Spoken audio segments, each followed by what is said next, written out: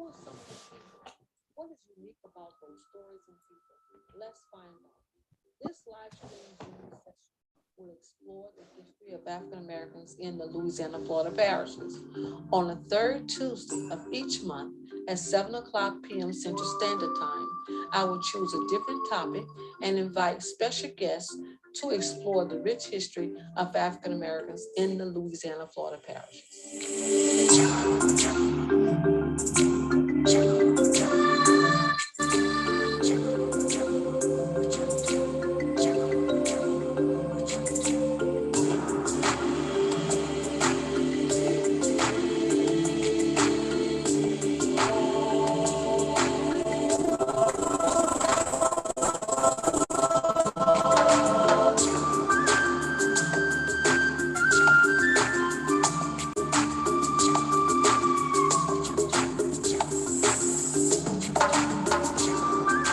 Good evening and welcome, everyone. This is your host, Antoinette Harrell. I am so excited to be talking about a place I call home. My ancestors have been part of the Florida parishes for as long as I can remember in research.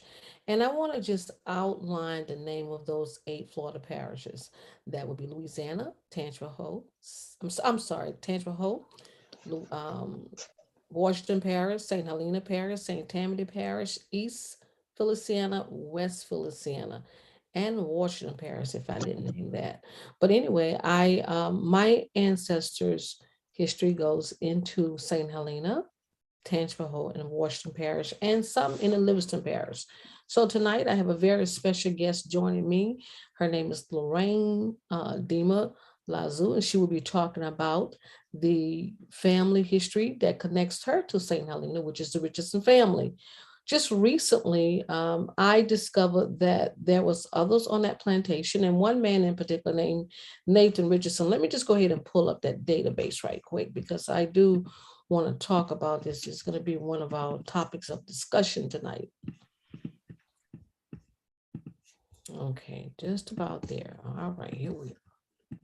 All right, this is a database that I gathered this information from the Benjamin and Cecilia Bankston Richardson slavery inventory list or inventory list in 1855. And on this list, you can see the names of the individuals, the age, how much they're praised for, the date, where, and the color description. So there was 24 people that was enslaved on that plantation. My Carrie, I come through Carrie and her child Thomas Richardson, who's 2 years old. And right underneath Carrie's name, there's Nathan. And we'll be talking about some of Nathan's history tonight.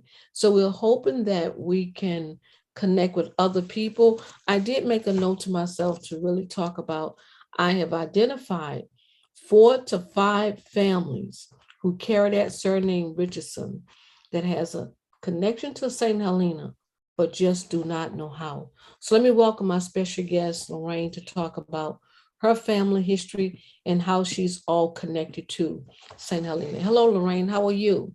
Hi, how are you tonight? I am Fine. wonderful. Thank you for asking. And Lorriane, this is a great moment just to be talking to you about your Richardson family history. Does your Richardson family history tie into St. Helena as well? It does. My grandmother, Luella Richardson Deamer, was Hmm. born in St. Helena, and as well as my grandfather, too. So they both were born there. They were also married in St. Helena Parish. And what is your grandfather's name? My grandfather was Joseph or Joe Deamer. Hmm.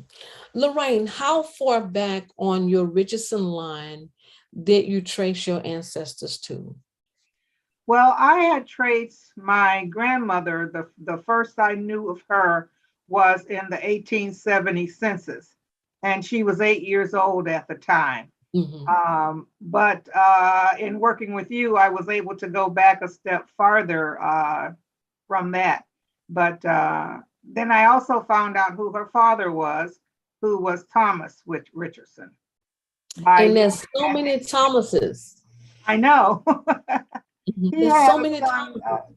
Thomas, and then it looks like there were cousin Thomases and nephews, but a lot of Thomases, which makes it pretty difficult sometimes to know if you're researching the same person. Mhm. Did any of the Thomases that you found, was there a middle name attached to their names? Most of them not, but I did find in one of the records a Thomas S. Mm-hmm. Richardson, but I'm not sure if that's the Thomas that's related to Mm-hmm. me. I haven't gone that far yet. Well, Lorraine, you put together a PowerPoint presentation to really talk about exploring some of your family history. So do you mind if we just go ahead and learn something about your family history through your PowerPoint? That's fine. Got it up. All right.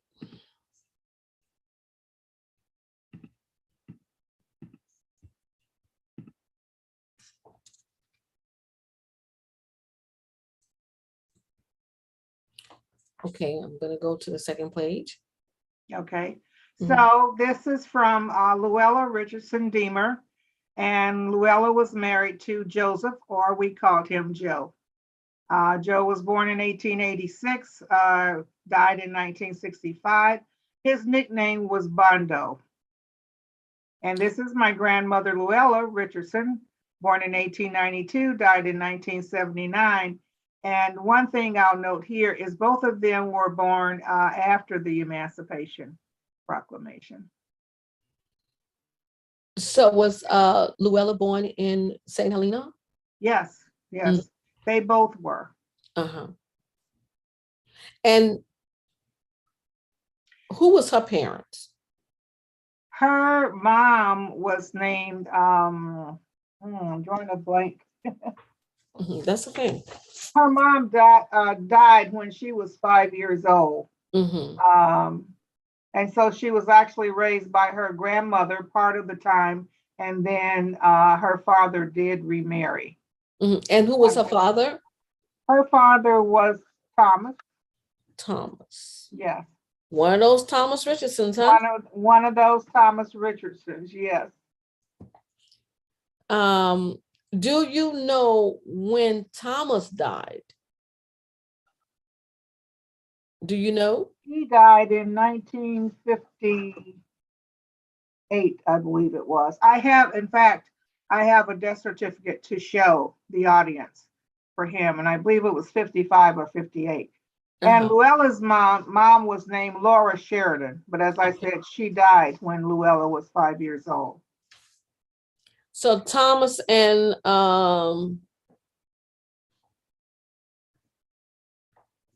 did you say Laura or you said Luella?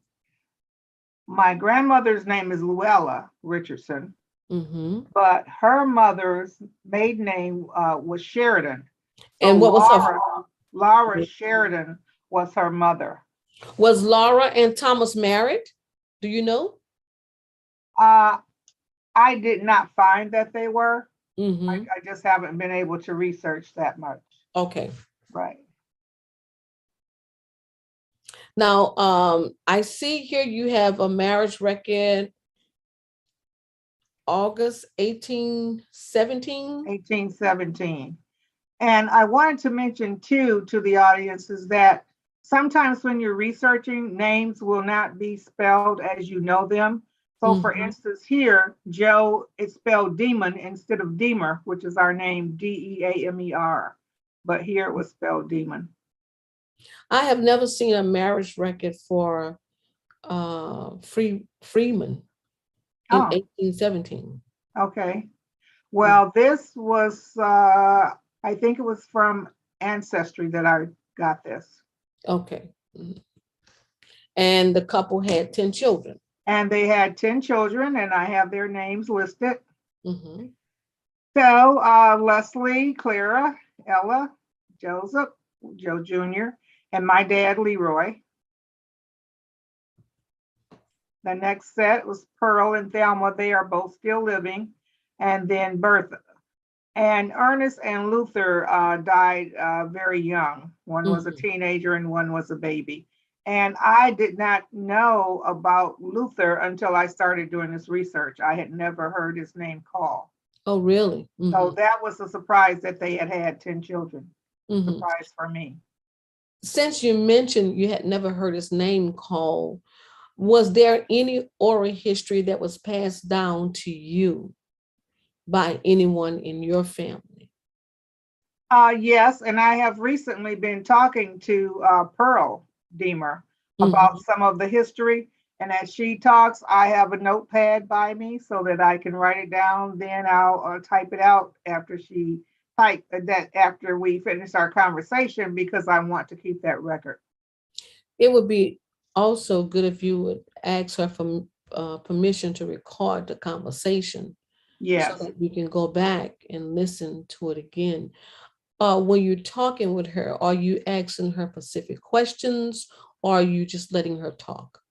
Usually I'll ask her specific questions Hmm. because it's some things that I really just want to know.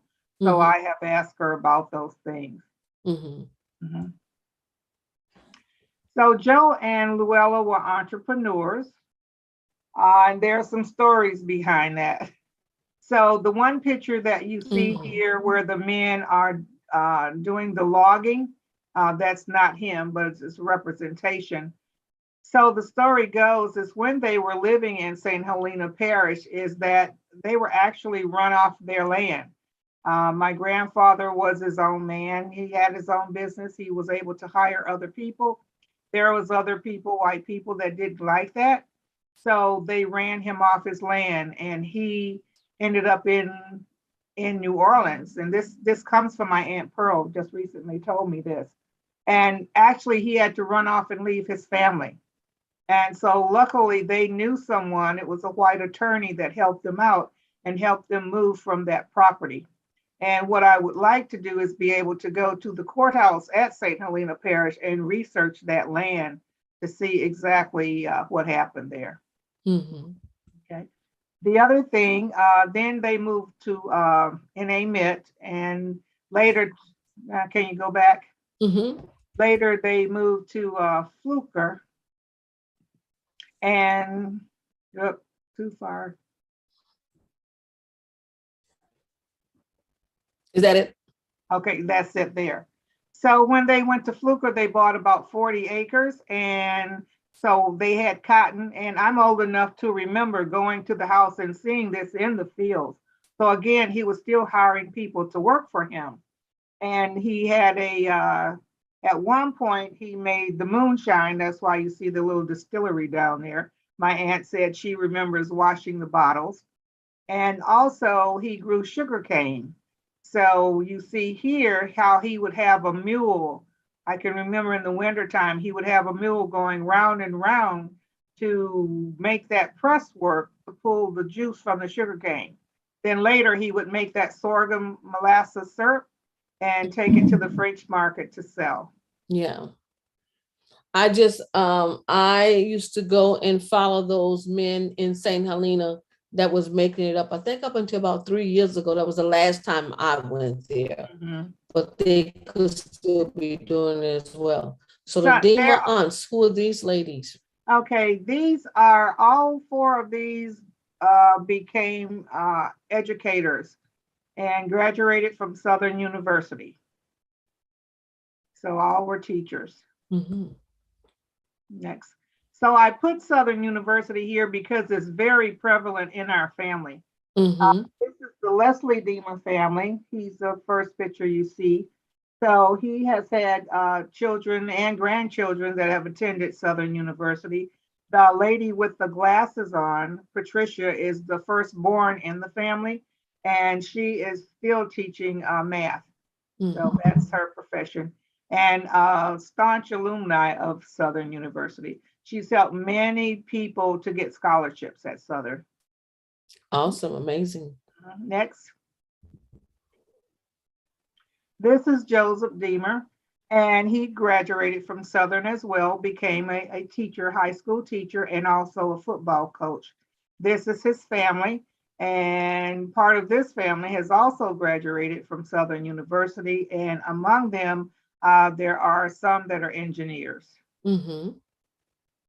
So we've started to get somewhat away from education and going Hmm. into other fields. This is my family. This is my dad, Leroy, who was an automotive mechanic, very, very famous in his time. Lots of people would come to him to repair their cars. And the picture to the right of him is Grandma Luella with my kids when they were young. So I was so glad I was able to find that Yeah. picture. So my family is right below me, my son and daughter and my two grandkids. They are athletes, student athletes. Then my brother is to the right in the red shirt, and that's his family below him and to the right of him. And some of them and two of them are engineers, and one is in social work, but they all graduated from Southern University. Next. This is the Bertha Deamer family. Bertha was killed at a very young age. She was 25. That's her daughter next to her, Jeanette, who is a retired school teacher and graduated from Southern University. So this is Jeanette's family that you see on that page. And to the bottom right is her daughter, who is currently a teacher in Kentwood at O.W. Dillon. And she also graduated from Southern University. Next. So the roots, as I mentioned earlier, I first found Grandma Luella in the 1900 census. And her father was Thomas. He was a widower at that time. And this was her mother, Laura Sheridan. Mm-hmm. Next. These are the siblings that was on that 1892 census. So there were 5 of them. And his mother rather stayed with them. So she helped to raise those siblings. So one of the children was named after their grandmother, huh? Rebecca? Rebecca, right. Okay, William, there's a reason that William is kind of outlined, and I'll tell you about that later, but keep William's name in mind. Mm-hmm. So here's a death certificate. This is just one of the many ways to research your ancestors. So this is Tom Richardson, who is Grandma Luella's dad. And you can see from here when he died was 1955. He was still living in Greensburg, which is St. Helena Parish. And you can click. Now I see a Williams there too. Right, and I'll talk about him. So William, well, first of all, we'll go to the parent. I did not know who my great-grandfather was. So from this death certificate, I found out that his name was Alfred Richardson, and then his wife's name was Rebecca. Next. Should highlight William. So William was his son, and he is the one that reported all of the information that's on this death certificate. So that's why I wanted the audience to keep his name in mind. So William was able to present information I was not aware of. He also told what he died from. That's the next thing. And if you look at, can I ask you a question?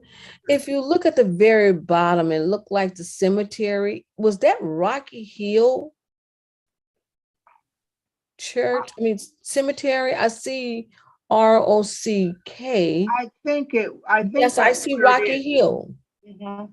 And somewhere I have what the actual cemetery was, but I think that's what it was Rocky Hill. It is. I'm looking. It's in yes, I'm looking at Rocky Hill Cemetery.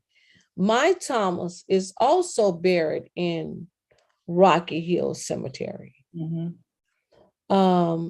And his wife, the Thomas that I'm talking about, his wife was Amanda Breland Richardson. Mm-hmm. I've seen that in your writing. You've seen that?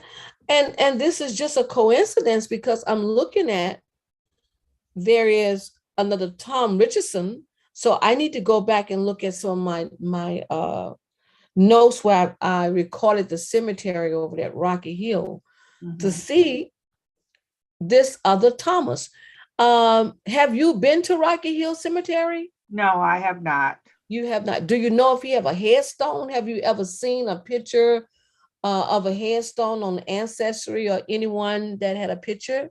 No, usually when I see headstones, I record them. I'll keep a Uh-huh. picture in the file, but I've not seen one for him Okay. Well, we do know that he is buried in Rocky in Hill. Rocky Hill in Montpelier. I remember that.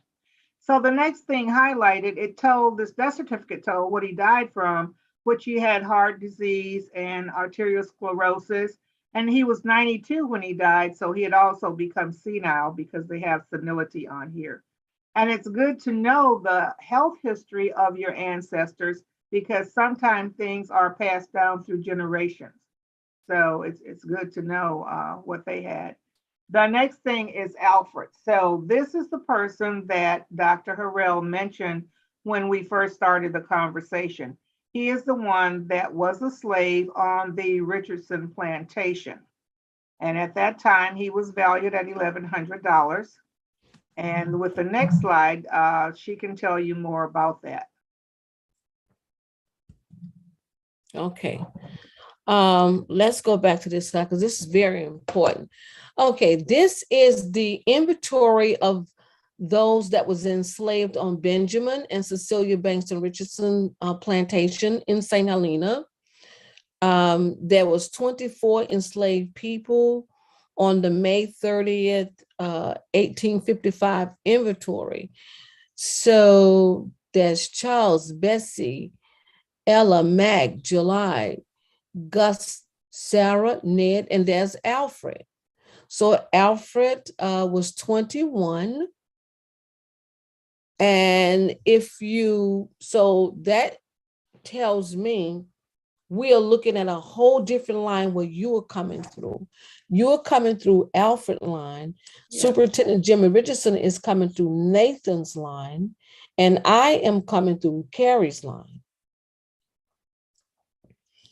So there are two other sets of Richardsons at this time whose ancestors are from St. Helena, but they don't know how they tie in at all. They don't really know too much past like 1940s in there. The family members haven't given them much information. So this is your Alfred. Yes. At age 20, appraised for $1,100 in 1855. And if you look at it, they list him as Black. There's some people have been listed as yellow, black, Griff. My ancestor was identified as Griff. Nathan was identified as Black. So here's Alfred directly. Okay. I know you was happy to see that, huh, Lorraine? Yes, I was very excited to see that because I had come to a standstill. I could not go any farther. So that was very interesting to see that. And it tied in to the death certificate, so now we know from the death certificate and we have that match from your research as well. Yeah, and I just have to go back there a minute. So Tom, once again, there's another Tom. Mm-hmm. There's a Tom in the young lady's family who you met. Mm-hmm. So what I think we need to do, Lorraine, is make a spreadsheet of all of these different Thomases and the women who they was married to and their children, and not just the women who they was legally married to, but also the women who they had children with, because we did find that there was several Thomases that was identified as the father of other children. Okay. So that's very important for us too. And I have seen on some of the ancestry research and looking at the census report, sometimes they'll use the word inferred. So I didn't know, what does that mean? Maybe they were not married, or they just use that even if they were married. But I have seen that word, and then they'll use the word wife or spouse, but they will use inferred sometimes too. And I see that you have identified the three color identifications that they identified us, our Yes. ancestors as. Mm. Now, my grandmother, I found out from my aunt, her father, she said, was very fair complected, and he complexion, and he looked like Jed Clampett. So to me, that said he was very fair. But sometimes you'll find people that are fair, and sometimes they are darker. It just depends. Okay, this is something here because the ladies that you see at the very bottom of the photograph came in and they said they also descend from a Thomas Richardson. Now, of course, this Thomas Richardson here that we will be looking at right here, that would be my direct descendant, the man who was married to Amanda Breland Richardson, who's also buried right there by his grave. Now, Right. there are some other people, I think it was three other people who was buried right next to them, and they was also Richardsons.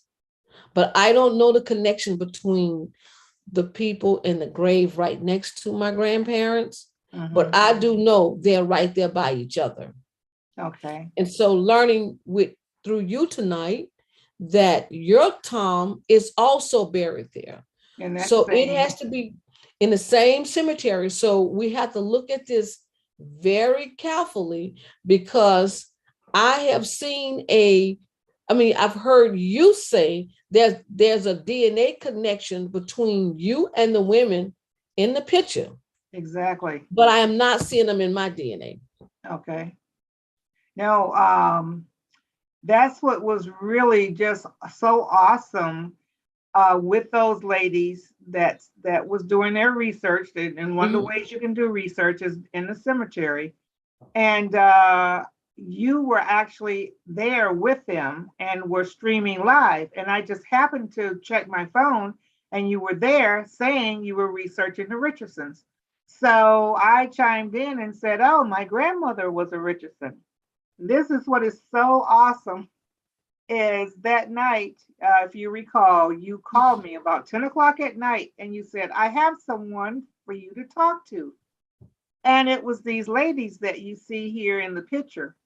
And they started, I said, well, who are they? And they started giving their names. And lo and behold, as the story goes, these were two of those people I had been communicating through Ancestry because our DNAs matched. And so when that happened, I reached out and I said, okay, I'm from Louisiana. And I gave different last names because you never know whose side of the family you're matched with unless you start giving last names or locations, things like that. And so they responded. And indeed, we really are cousins. That came through that DNA match. And in their conversation, I found out they had come to talk to you about the Richardson family. They did, because what I noticed on their family tree, and a lot of times when we think about family trees, we have to think about, hey, like you have it here, resources, oral history. Oral history is very important. And a lot of the people the older people, they're no longer here. So we are missing a big piece of the oral history that would have been passed down. See, you still have two aunts left. You have your Aunt Pearl that you can call and talk with her and get as much information, because you just made it very clear to me. There is two Thomases over there buried in Rocky Hill Cemetery. Could it be that the women that was here have the wrong Thomas or the right Thomas? But if they're connecting to you in your DNA, I haven't seen them in my DNA yet. I haven't seen anyone show up at all. Okay. Now, just recently, we test Earl Scott Richardson, and we also test Superintendent Jimmy Richardson to see if there is a connection between all of these different Richardsons. And I have not seen you show up at all in my DNA. And yours, okay.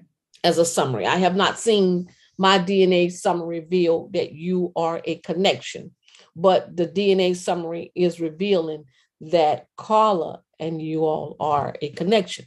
Yes, close. Very close connection. Right. And of course, sometimes family members will have pictures and they'll say, oh, they resemble so closely. That could be the truth. But I still like to have more evidence besides just a photograph to say that that person resembles somebody in the family. Yes, for sure. For sure. Well, that was an amazing time when you made that phone call to me. Well, I am very happy because I think what you have right here, I am going to suggest to them that they look at this Zoom session live recording to see that death certificate that you have shared that says that Thomas is also buried. Now, if I remember correctly, she said that her grandfather had a sister named Rebecca. Do you remember that conversation? I don't remember her saying it, but saw the Rebecca in the census record. Mm-hmm. And Rebecca would have been your Thomas' sister or Rebecca daughter? would have been my grandmother's sister, but also he had a wife named Rebecca. There's a lot of Rebeccas too. And again, that makes it difficult because what people would do is name sons and daughters and aunts and all at the same names. So Thomas had a wife named Rebecca. Your Tom had a wife named Rebecca. Yes. Okay. Very clear. All right. So but his first wife was the Sheridan lady. Yeah. So he was married twice. Yes. Tom was. Yes. And the reason I'm asking this is for clarity to make sure that when I'm looking at records, I can remember this conversation that you said that he was married twice. Yes. Okay. Okay. Okay. News articles, oral history, family pictures. All this has played a major role in helping you to gather information about your family? Yes. Okay. Yeah, some great resources. There's websites with just a lot of newspapers, old newspapers. And I just recently started using that site. This is something that you found when you were in St. Helena Parish on Thomas S. Richardson. Which is my Thomas. Yes. But I wasn't sure at the time, so I included it on here if that was my Thomas. But I use it as an example of lots of times you can find information from newspaper articles. Well, the reason I remember the family through oral history, once again, they often talked about the day that he lost his land on the courthouse step. And they also talked about what it did to him mentally to have his land seized from him. He wasn't ever the same. And so when I found this document, once again, to support the oral history, your first bullet point, that I said, okay, you see the importance of oral history here. And so what we must do is get to the oldest people in the family whose mind can still contain the information, and we need to talk with them. Like, what was their names? Do you know where they live? Was there another family? Did he marry twice? Did she marry twice? Those are very important questions. You know, did they talk about sharecropping? Did they talk about the civil rights movement? Did they talk about the war? Just basic questions that can help you learn a lot about your family history just through communications of oral history.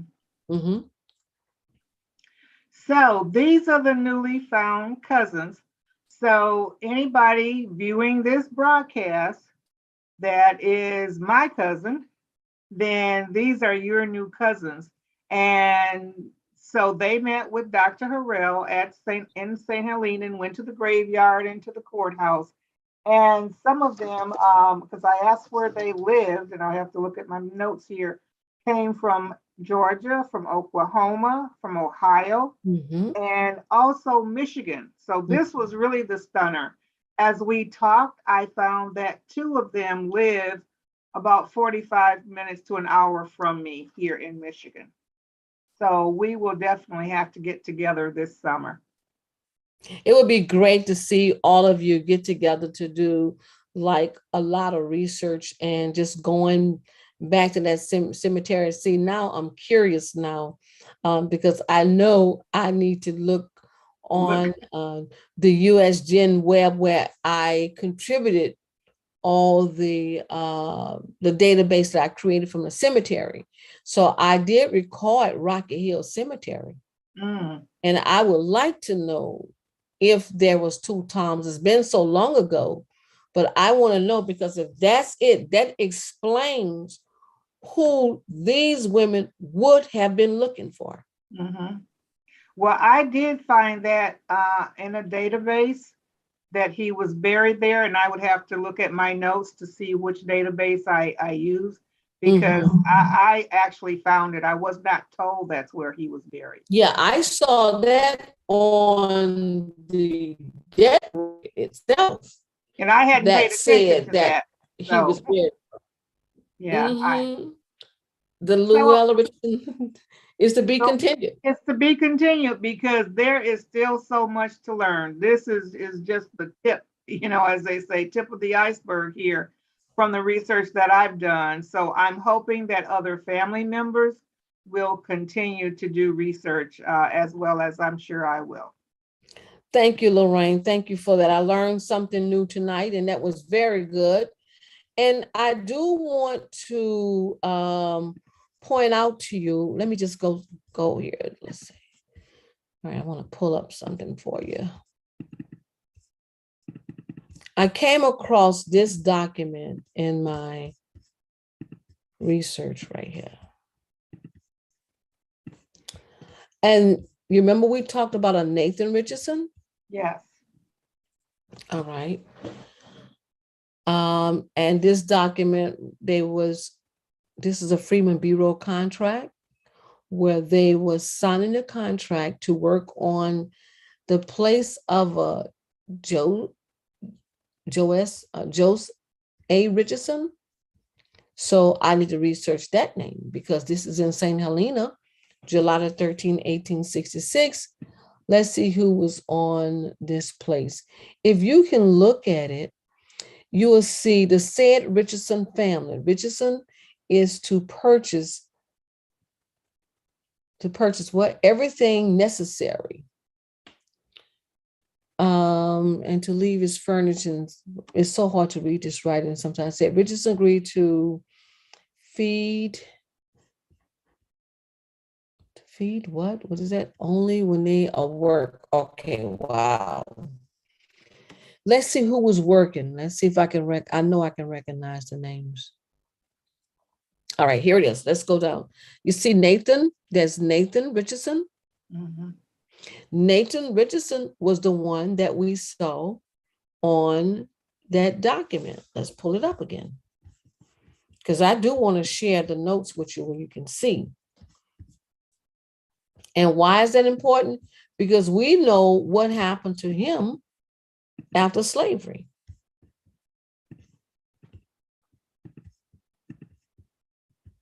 I'm going to stop sharing and go right here. I don't know if we mentioned in this particular set that what also makes it so confusing is that when the slaves were on the plantation, many times they took the last name of the owners. Mm-hmm. And so that's why you have a lot of Richardsons, but they're not related. So Exactly. that made it difficult for us. And sometimes they would, once they were free, would not take it. I've seen things where somebody said, no, I don't want to have anything to do with that name before, and they changed anymore, Mm-hmm. and they changed it. But that's why there's so many Richardsons here in this instance, and they're not related. Right. And we know we're following the documents of Nathan right now. There he is. He's 15. So I'm gonna stop sharing that and come back to another record that I can show you.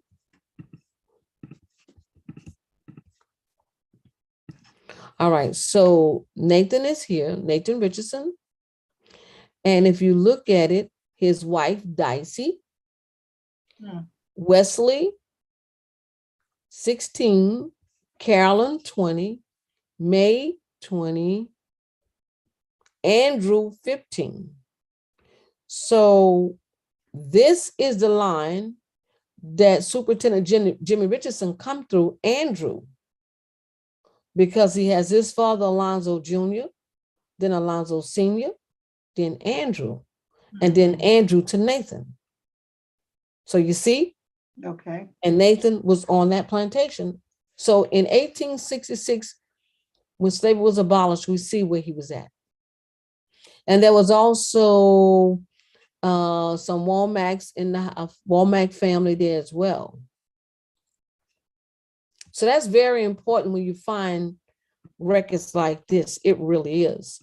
And so what I try to do, what I'm working on right now is, Lorraine, somehow as we share our information, like we're doing right now, everybody hold a little piece of the puzzle. You had a very important piece of that puzzle, that death record. That's a record. Exactly. And so let's keep our fingers crossed that there's a headstone at the cemetery. I do know that Hurricane Ida did affect the church. And some graves in the cemetery, it wasn't a lot, but there was some damage that was done. Okay. And for years and years, that grave and the church had been untouched by any natural catastrophe or anything, a natural disaster. So I just hate to see those headstones be damaged at all. But thank you for sharing that presentation, because it became very clear to me. We may be talking about two different Thomases buried in that cemetery. Now, the records that she had said, Thomas Willie said his father was from St. Helena. Then they moved over to Amet, Louisiana. So because there were so many Toms, how could we be certain? Right. Well, one thing I'll mention is how Karma Eid had connected us, is that she had seen an obituary of my grandmother. She had gotten it offline. And in that obituary, it talked about a Willie that was living in Denison, Ohio. And so she connected that because evidently she knew that line of the Willie that had moved to Ohio. That was my grandmother's brother. And I talked to my aunt about that today. And so that's how Karma and I also kind of matched with that connection of the Willie that moved to Denison, Ohio. Oh, okay. Which was from an obituary of my grandmother. So there was another connection there. Yes. Okay. Yes. I'm gonna go to the US Gen Web.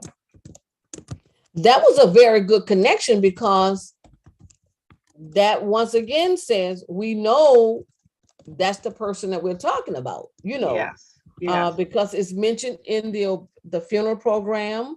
Mm-hmm. Let's see, I'm gonna pull you up on this site 1 minute. Have you ever used this site right here, Lorraine? The Find a Grave? The St. Helena Parish? Oh, no, I have not used that. I was didn't know they had that. Let's see, let's go to the cemeteries here. Rocky Hill, okay, there's Black Creek. So that tells me Black Creek still need to be recorded. That's up to us to do that. Okay.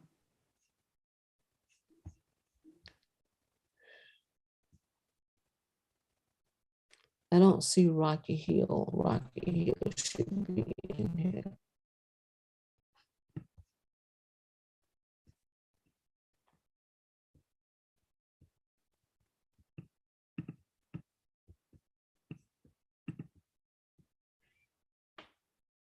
And I can forward you that information to the obituary and where I found that he was buried in Montpelier. Okay. This cemetery is Bear Creek. I'm just looking. So that tell me I need to go ahead and contribute that database.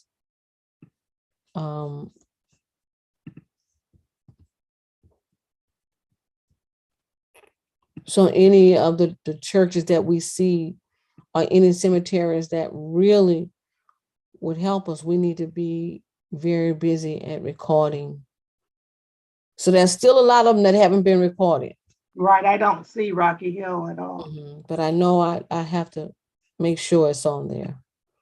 All right, and so if you look at this page here, and number one, let me point out, if a person do not contribute, a lot of information would not be there. But let's look at Louisiana land records.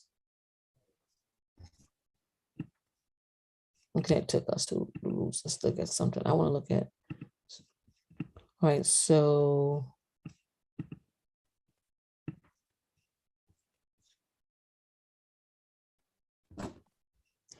these are the people who are researching these surnames. You see that? Okay. Addison. I know Stephanie has done a lot of work. A lot of work. Let's look at, yeah.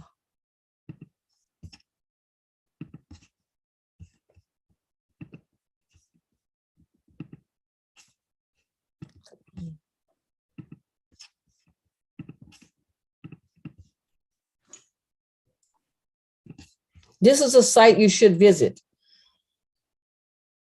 There's a message board there. Vital Records, St. Helena page, Vital Records. Let's go up. Let's see what they have for churches. Now they went to Superintendent Richardson's church. My grandparents did. They were Church of God in Christ. Now, let's see if you was looking for, let me see, there's the Jacob Smith estate right here. And that was submitted on August 1998. But let's just click on it and see what comes up. Okay.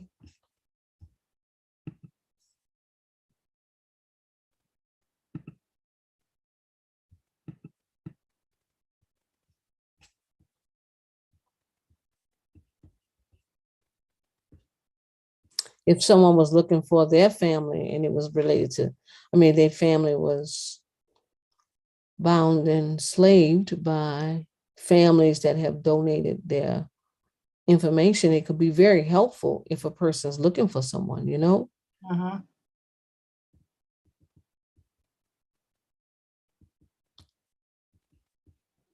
So you may want to, on your free time, you may want to check this site out. I will do that. Let's look at the photo album, the list of the churches. We just checked the cemetery. Okay, Black Creek, let's see. All right, there's a picture, Jane Holiday.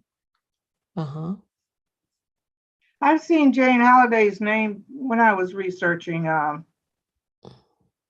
Richardsons. Yeah, Jane does a lot of wonderful work, and we can't thank her enough for the many contributions that she have made.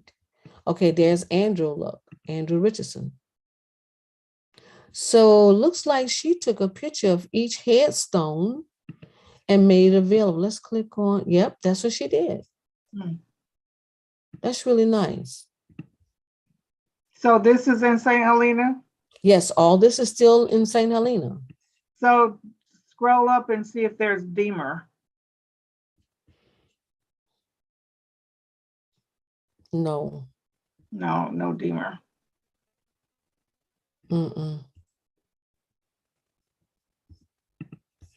Okay, so there is Turner Chapel, that's another big one. If she did Turner Chapel, that's a big church. That's a big cemetery. Okay, she also have the AME Church, Counterstone. Right there, I recognize a couple of people. Mm. The Wicker family, Sidney Cook, the Hickenbottom family, the Gordon family, the Overtons, the Matthews have been there a long time. Oh, she did. Look at this.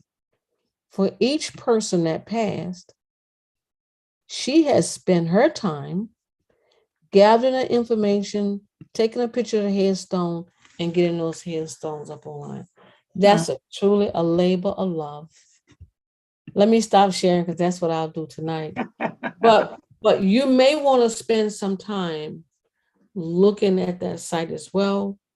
And most people may not know that almost every parish has a site, a GIN website, where you can go on and see if anyone has contributed to those databases for that site.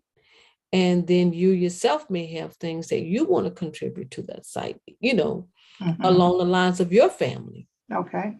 Along the lines of your family, because always think about a researcher who's coming after you, just like we can appreciate what Jane did. Because if it's not up on Find a Grave, if it's not up on Ancestry, you wouldn't see it. True. So because she took her time, walked the cemetery, took a photograph of every headstone, and wrote that person's name. So when you click on their name, you see the headstone. Headstone. Very powerful work. And Lorraine, that's what we want to begin to see in the 8 Florida parishes, is more history as it pertains to people of African descent. We need to, that is our responsibility and our duty to write, first of all, to research, to record, and to document and make it available to others. Because look at you would have to plan a trip to come down here and almost basically spend a week, and hopefully within that 7 days you will find everything that you come to find. Right. And I've done a lot of research in the courthouse in Tangipahoa Parish. I've not been to the one in St. Helena, but because of another side of the family, I've done quite a lot at Tangipahoa Parish. And if you ever get that St. Helena feeling, going inside the vault or looking at those records that dates back to the earlier year the parish was formed, and just seeing the records and holding a piece of history that holds the piece of the puzzle to your family history, and so that brick wall that you was facing, now something about Alfred. That at this point, maybe you need to be looking at the Freeman Bureau contract records, because he may be listed, with his family on one of those records in 1866. Okay. And if we get any further than that, we're very blessed. But I do want to say to you that I did find, I scanned this entire book. And this book was the Georgia passports, the Georgia passports. And what the passport would do, the families that was traveling through the Indian Creek nations, they would get protection to pass through. And so they had to apply for the passport. Now, in many cases, I have found the passport, the individual wife, the 2 children, and they'll say, and 3 Negroes or 5 Negroes. But very seldom did they name them. But I have seen some that did mention a person by name coming from South Carolina. Hmm. So that would tell you, you always have to go back and research the pioneering families in those areas with the same surname that you are carrying. Okay. If you're looking for the Richardson family or you're looking for the Brown family, you need to go back and utilize the books in the library. Find out who was the pioneering families, who was the first families. Because a lot of times that information is historic information, and most of the time it's recorded somewhere. Hmm. And most of the time it's recorded in the genealogy libraries. Well, I think in Tangipahoa Hope Parish, I started in 2014. I went to the library there and there is just very little there. But I think over the years they have gotten more into it and having more information on Black people as well. Because when I went, it was very little that was there. Outside of land records, marriage records, those records there, basic conveyance records in the courthouse you will find. Right, is what I found in the courthouse. But there wasn't anything at the library. No. At that time. So I spent a lot of time looking at maps, for land references and gathering deeds for my family's property. And I certainly concur with you on the fact that when I started and when I went to the library, there was nothing there. And I refused to allow that to look the same way 30 years after I started 30 years ago. What did I want the narrative to look like? I want to make sure there's more information for people who are researching, people who may not be able to afford to fly down to Louisiana or to get the hotel and to move out and look at all these places that you have to research, so the more we find online. And to be honest with you, information online wasn't, when I first started, there was no online. Wasn't much there either. Right. There was microfilms and microfiche. I went through that too. Right. So in closing, is there anything that you would like to add? I guess the best thing is finding new cousins and actually being able to see them, not just being able to communicate online with them. But that was just an awesome experience in researching the Richardson family, because you can get things will pop up in the ancestry, but to actually see these people and to find out that some of them are right here with me in Michigan. Exactly. So that was beautiful. And so if that's the case, it's all going back to Alfred. Yeah. So now I understand why you said to make sure you hold that name William. Yes. That was the key. Right. William was the one that knew, to what information to provide on that death certificate. So then everything fit together. So then I started researching Alfred. I didn't find a whole lot on him, but that got me a little farther up that line. Yes. Did you find Alfred married to anyone in the census at all? I did find him. I think he was married to a Rebecca. He was married to a Rebecca too. Okay, he was. Yes. He was married to Rebecca Cubbard, Cubard. So a lot of Rebeccas. Yes. Now, what census did you find him in? Was it the 1870? 1870, yes. Okay. And then sometimes with Ancestry, how they will have other little clicks that you can click on to maybe pull up something else. But you have to be careful, because sometimes I found that it doesn't match. So you have to be careful with that. But that so Alfred kept that last name Richardson.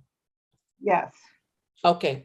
Yeah, kept that so name. he was one of the people that kept that name. Okay. And so did Ma Thomas. Now, I don't know who Ma Thomas' mother, Carrie, became because Carrie was still a young woman. Mhm. She was 20 years old. And I often wonder, did she have any other children? You know, who did those children go by?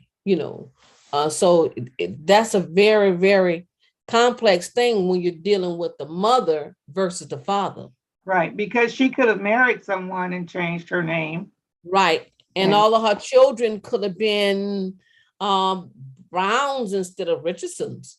So true, we could be looking at a whole new family and don't even know that, this is still the same family. same family. Yeah, Right. yeah, same family. Mm. Well, Lorraine, I thank you for being a guest on Exploring Our History in the Florida Parishes. This has been very educational and informative for me. We will keep looking and keep searching. And certainly we have to get with Carmen and say, look, we need to look at this thing again. Let's look Yes. at it again. All And right. I'm happy to provide them because Karma has an extensive, I believe it was Karma, has an extensive family tree on Mm-hmm. Ancestry. I And so saw she's, that. she's, she's done a lot of research. And so I'm And more than see, happy to give her what I have. that's how we found each other because I found my Thomas and my Amanda on her tree. Okay. So I really need to see what was the connections there. Okay. Yeah. All right. Well, thank everyone for joining us. Once again, we want to just suggest to you that get started with researching and documenting your family history. Talk to the oldest persons in the family. Ask those questions. Ask if there's photographs. And if oral history was passed down to them, who passed it to them, and make sure that if there's more than one person, make sure you write that information down.